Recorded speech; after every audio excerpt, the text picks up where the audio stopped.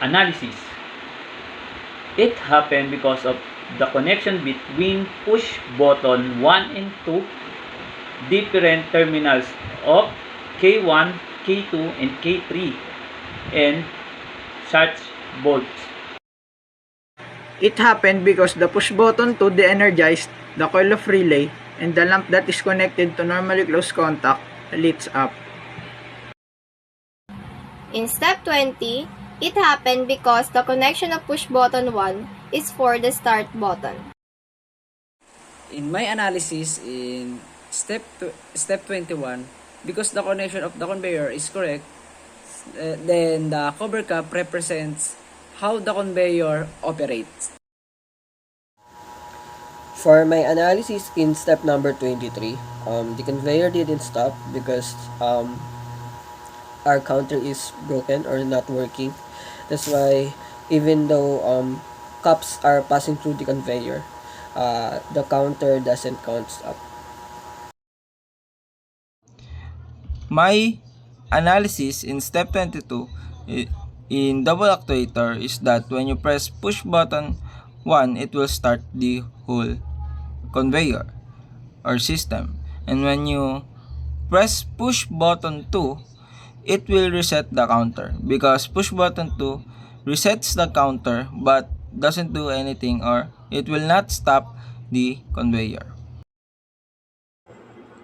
In step 25, after 2 seconds delay, pressing push button 1 energizes relay 1 again and continuing the process of counting of counter relay. Analysis. Supposedly, the conveyor will stop running once it reaches the goal, but in our case, it's continuously running while the counter doesn't count the object. PT7 conclusion. To sum up, once the object in the conveyor reaches that limit number, it will automatically stop, and conveyor and the counter must be equal to the number of objects passing through the conveyor. PT7 conclusion. In this activity, the conveyor is running but the sensor cannot sense the object. The counter is not counting. In conclusion, we didn't manage to perform this task successfully because there's something wrong or missing in the wiring or connection.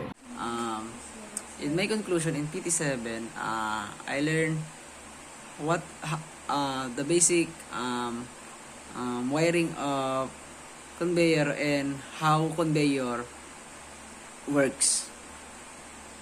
For my conclusion, we didn't able to perform the performance task because of our counter is not working.